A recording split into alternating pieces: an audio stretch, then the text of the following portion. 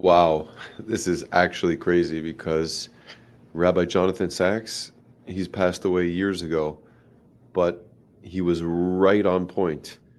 And history repeats itself. The message never changes because anti-Semitism will always exist. But these words of advice are literally timeless. I want you to tune into what he's saying. Let me know what you think. The hate that begins with Jews never ends with Jews. That is what I want us to understand today. It was not Jews alone who suffered under Hitler. It was not Jews alone who suffered under Stalin. It isn't Jews alone who suffer under ISIS or Al-Qaeda or Islamic Jihad. We make a great mistake if we think anti-Semitism is a threat only to Jews. It is a threat first and foremost to Europe and to the freedoms it took centuries to achieve. Anti-Semitism is not about Jews. It is about anti-Semites. It is about people who cannot accept responsibility for their own failures and instead have to blame someone else.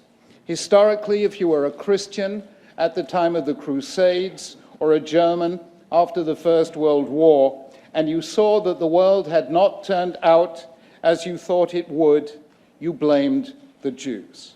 That is what is happening today. And I cannot begin to say how dangerous it is, not just to Jews, but to everyone who values freedom, compassion, and humanity. The appearance of anti-Semitism in a culture is the first symptom of a disease, the early warning sign of collective breakdown. If Europe allows anti-Semitism to flourish, that will be the beginning of the end of Europe. And what I want to do in these brief remarks is simply to analyze a phenomenon full of vagueness and ambiguity, because we need precision and understanding to know exactly what anti-Semitism is, why it happens, and especially why anti-Semites are convinced that they are not anti-Semitic. First, let me define anti-Semitism. Not liking Jews is not anti-Semitism. We all have people we don't like. That's okay. That's human. It isn't dangerous. Second, criticizing Israel is not anti-Semitism. I was talking to some children in Britain the other day, and they asked me, is criticizing Israel anti-Semitism? I said no, and I explained the difference. I asked them, do you believe you have a right to criticize the British government? They all put their hands up. I said, now, which of you believes that Britain has no right to exist?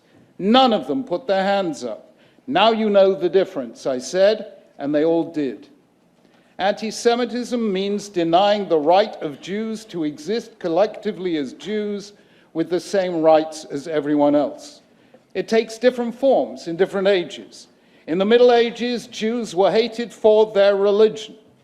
In the 19th and early 20th century, they were hated because of their race. Today, they are hated because of their nation state, the State of Israel. It takes different forms, but it remains the same thing, the view that Jews have no right to exist as free and equal human beings. If there is one thing I and my contemporaries never expected, it was that anti-Semitism would reappear in Europe within living memory of the Holocaust. The reason we didn't expect it was that Europe had undertaken the greatest collective effort in all of history to ensure that the virus of anti-Semitism would never again infect the body politic. It was a magnificent effort of anti-racist legislation, Holocaust education, and interfaith dialogue. Yet anti-Semitism has returned despite everything. On the 27th of January 2000, representatives of 46 governments from around the world gathered in Stockholm to issue a collective declaration of Holocaust remembrance and the continuing fight against anti-Semitism, racism, and prejudice.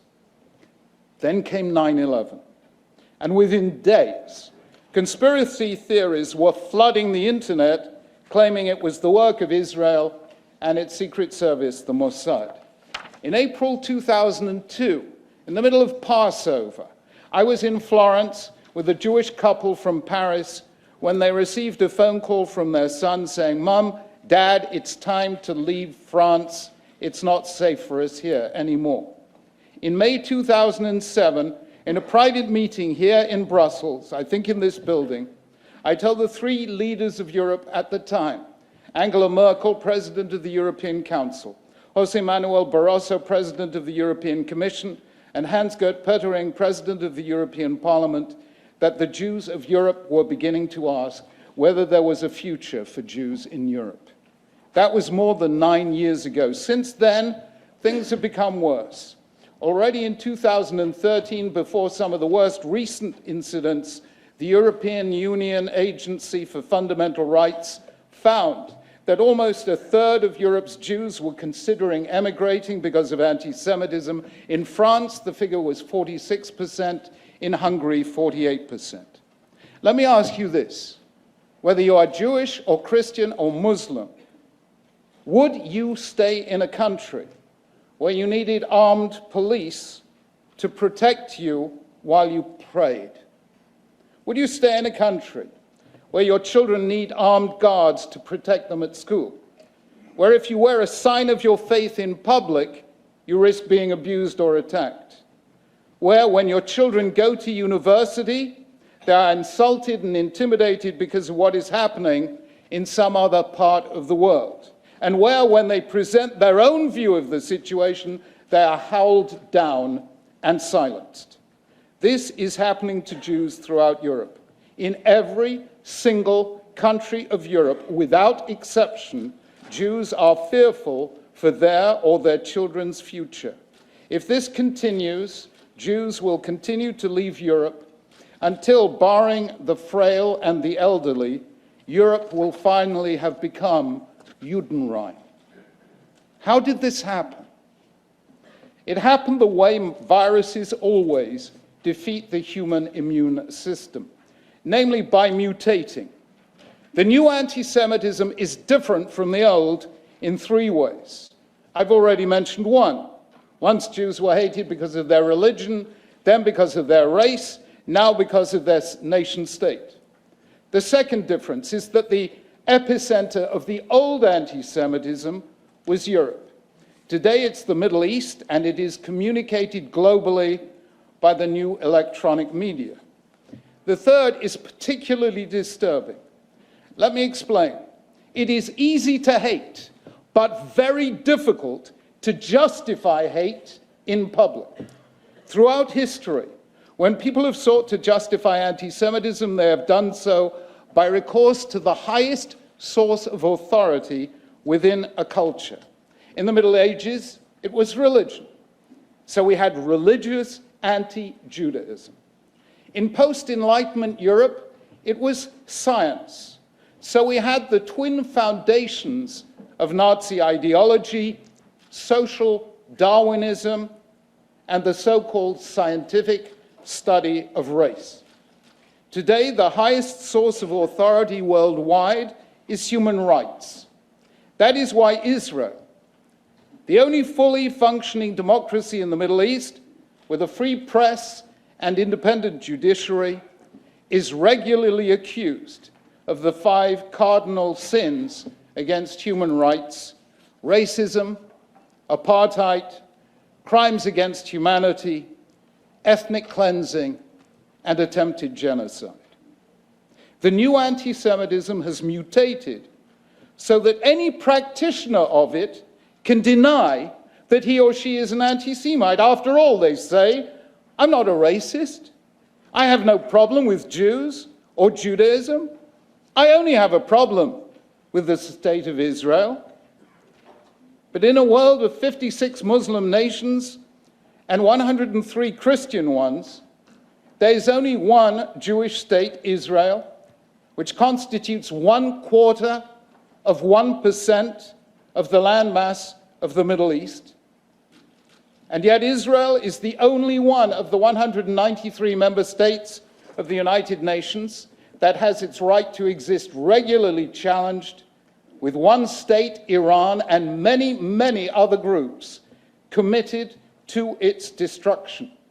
Anti-Semitism means denying the right of Jews to exist as Jews with the same rights as everyone else. The form this takes today is anti-Zionism. Of course, there is a difference between Zionism and Judaism, and between Jews and Israelis. But this difference does not exist for the anti-Semites themselves. It was Jews, not Israelis, who were murdered in terrorist attacks in Toulouse, Paris, Brussels, and Copenhagen. Anti-Zionism is the anti-Semitism of our time. In the Middle Ages, Jews were accused of poisoning wells, spreading the plague, and killing Christian children to use their blood. In Nazi Germany, they were accused of controlling both capitalist America and communist Russia. Today, they are accused of running ISIS as well as America. All the old myths have been recycled, from the blood libel to the protocols of the elders of Zion. The cartoons that flood the Middle East today are clones of those published in Der Stürmer, one of the primary vehicles of Nazi propaganda between 1923 and 1945. The ultimate weapon of the new anti-Semitism is dazzling in its simplicity. It goes like this: the Holocaust must never happen again. But Israelis are the new Nazis, the Palestinians are the new Jews, and all Jews are Zionists. Therefore, the real anti-Semites of our time are none other than the Jews themselves. And these are not marginal views. They are widespread within the Muslim world, including Muslim communities in Europe, and they are slowly infecting the far left, the far right, academic circles, unions, and even some churches. Having cured itself of the virus of anti-Semitism, Europe is being reinfected by parts of the world that never went through the self-reckoning that Europe undertook once the facts of the Holocaust became known. How do such absurdities come to be believed? This is a vast and complex subject. I've written a book about it, but the simplest explanation is this. When bad things happen to a group, its members can ask one of two different questions. One, what did we do wrong? Or two, who did this to us? And the entire fate of the group will depend on which it chooses. If it asks, what did we do wrong? It has begun the self-criticism essential to a free society. If it asks, who did this to us? It has defined itself as a victim. It will then seek a scapegoat to blame for all its problems, and classically, this has been the Jews. Anti-Semitism is a form of cognitive failure, and it happens when groups feel that their world is spinning out of control. It began in the Middle Ages when Christians saw that Islam had defeated them in places they regarded as their own, especially Jerusalem. And that was when, in 1096, Crusaders, on their way to the Holy Land, stopped first to massacre Jewish communities in Northern Europe. It was born in the Middle East in the 1920s, with the collapse of the Ottoman Empire. Anti-Semitism re-emerged in Europe in the 1870s, during a period of economic recession and resurgent nationalism. And it is reappearing in Europe now for the same reasons: recession, nationalism, and a backlash against immigrants and other minorities. Anti-Semitism happens when the politics of hope gives way to the politics of fear, which quickly becomes the politics of hate. This then reduces complex problems to simplicities. It divides the world into black and white, seeing all the fault on one side and all the victimhood on the other. It singles out one group among 100 offenders for the blame. The argument is always the same: we are innocent, they are guilty. It follows that if we are to be free, then they the Jews or the state of Israel must be destroyed. That is how the great crimes begin. Jews were hated because they were different. They were the most conspicuous non-Christian minority in a Christian Europe. Today, they are the most conspicuous non-Muslim presence in an Islamic Middle East. Anti-Semitism has always been about the inability of a group to make space for difference. No group that adopts it will ever or can ever create a free society. So I end where I began. The hate that begins with Jews never ends with Jews. Anti-Semitism is only secondarily about Jews. Primarily, it is about the failure of groups to accept responsibility for their own failures and to build their own future by their own endeavors. No society that has ever fostered anti-Semitism has ever sustained liberty or human rights or religious freedom. Every society driven by hate begins by seeking to destroy its enemies and ends by destroying itself. Europe today is not fundamentally anti-Semitic, but it has allowed anti-Semitism to enter via the new electronic media. It has failed to recognize that the new anti-Semitism is different from the old. We are not today back in the 1930s, but we are coming close to 1879 when Wilhelm Marr founded the League of Anti-Semites in Germany, to 1886 when Edouard Drumont published La France Juive, and 1897 when Karl Lueger became the mayor of Vienna. These were key moments in the spread of anti-Semitism, and all we have to do today is to remember that what was said then about the Jews is being said today about the Jewish state. The history of Jews in Europe has not always been a happy one. Europe's treatment of the Jews added certain words to the human vocabulary: disputation, forced conversion, inquisition, expulsion, auto da fe, ghetto, pogrom, and Holocaust. Words written in Jewish tears and Jewish blood. Yet for all that, Jews loved Europe and contributed to it some of its greatest scientists, writers, academics, musicians, and shapers of the modern mind. If Europe lets itself be dragged down that road again, this will be the story told in times to come. First, they came for the Jews, then for the Christians, then for the gays, then for the atheists, until there was nothing left of Europe's soul but a distant, fading memory. Today, I have tried to give voice to those who have no voice. I've spoken on behalf of the murdered Roma, Sinti, gays, dissidents, mentally and physically handicapped, and 1.5 million Jewish children murdered because of their grandparents' religion. In their name, I say to you, you know where the road ends. Don't go down there again. You are the leaders of Europe. Its future is in your hands.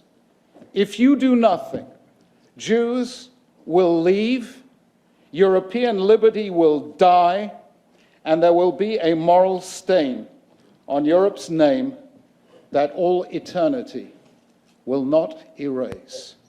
Stop it now, while there is still time. Thank you. Yeah, I think in a certain sense, that was prophecy, because it might be a different path, but it's the same message.